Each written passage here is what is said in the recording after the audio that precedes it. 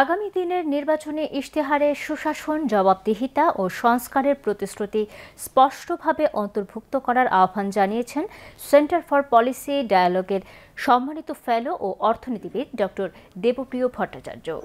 সিলেট নগরীতে নাগরিক প্ল্যাটফর্মের প্রাক নির্বাচনী আঞ্চলিক পরামর্শ সভায় অংশ নিয়ে ডক্টর দেবপ্রিয় এসব কথা বলেন।